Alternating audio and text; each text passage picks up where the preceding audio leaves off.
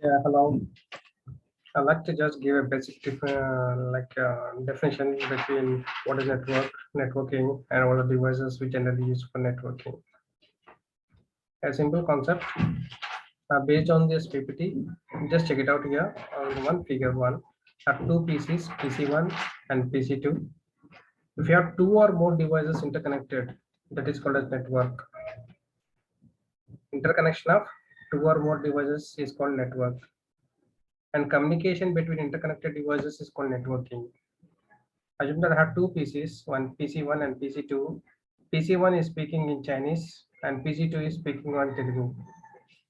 They cannot understand what they are speaking, and they cannot understand with each other.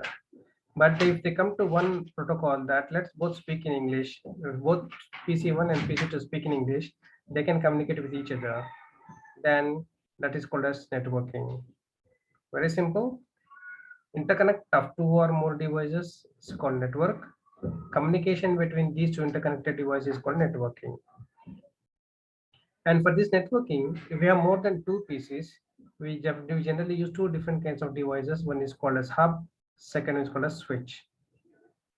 You can see it here. I have shown a sample figure of interconnect devices. This is called switch, as well as the hub also in a similar way. So we have two interconnect devices. One is hub and switch. What is the difference between this hub and switch?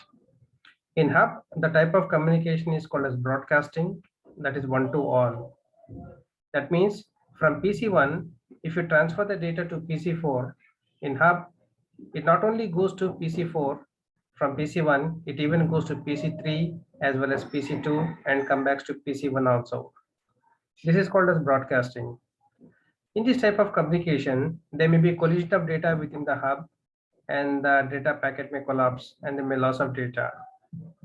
And to overcome this, we can use switch.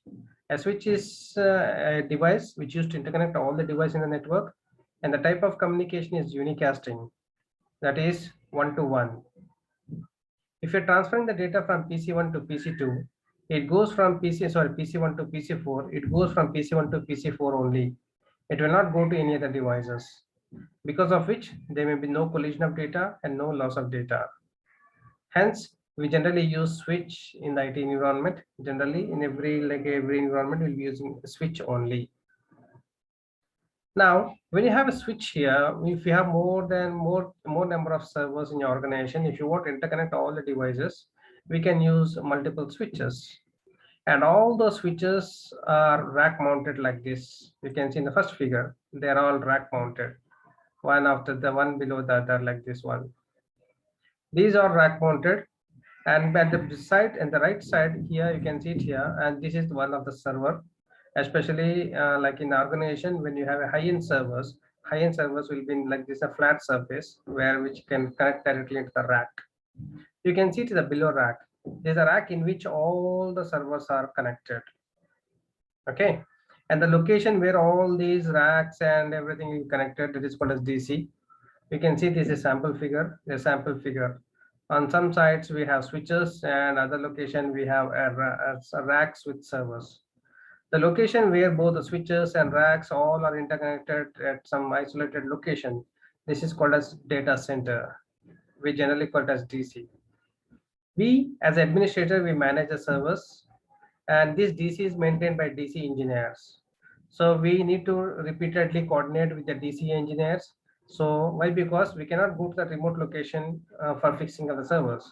So we have a dedicated DC engineers. The DC engineers will be fixing the hardware issues. So we need to upgrade them. That so also system is problematic. That's also location. So we will go to that location, he'll identify the server, and he will do for all the hardware maintenance. We require DC engineers. As a Linux administrator, we are only responsible only for the OS maintenance. Hope it is clear.